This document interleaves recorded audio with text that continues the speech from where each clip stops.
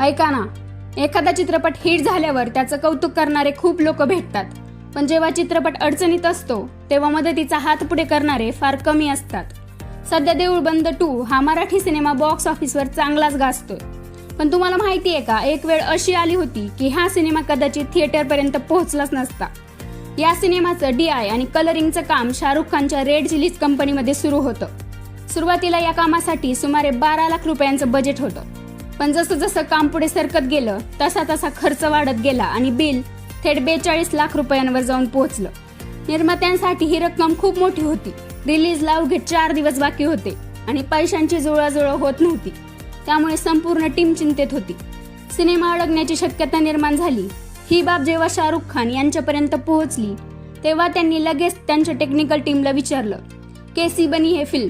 त्यावर तिथले टेक्निशियन म्हणाले, सर पिक्चर बहुत अच्छी बनी है, एंड में तो आंखों में पानी आ जाता है, लेकिन इनके पास बिल भरने के लिए पैसे नहीं है. आता इथे कोणी दुसरा असता तर कदाचित आधी पैशांचा विचार केला असता, पण शाहरुख खान यांनी जे उत्तर दिलं तेच त्यांना किंग खान बनवतं.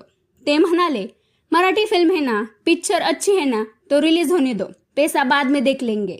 असं म्हणत त्यांनी बिलाचा मोठा भाग माफ करण्याचा निर्णय घेतला आणि त्यामुळे देऊळ बंद 2 ह्या रिलीजचा मार्ग मोकळा झाला. विशेष म्हणजे त्यावेळी कुणालाच माहीत नव्हतं हा सिनेमा किती कमाई करणार आहे, तो हिट होईल की नाही हेही ठाऊक नव्हतं. पण तरीही एका चांगल्या चित्रपटावर विश्वास ठेवून शाहरुख खान यांनी मदतीचा हात पुढे केला. नंतर हा सिनेमा रिलीज झाला आणि प्रेक्षकांनी त्याला भरभरून प्रेम दिलं. आज हा चित्रपट कोट्यवधींची कमाई करत आहे.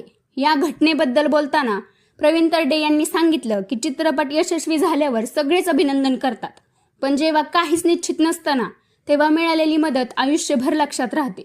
म्हणूनच शाहरुख खान फक्त मोठा अभिनेता नाही तर मोठ्या मनाचा माणूस म्हणून ओळखला जातो.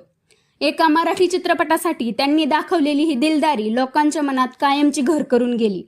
तुम्हाला काय वाटतं, अशा गोष्टींमुळे शाहरुख खान बद्दलचा आदर आणखी वाढतो का? मला कमेंटमध्ये नक्की सांगा.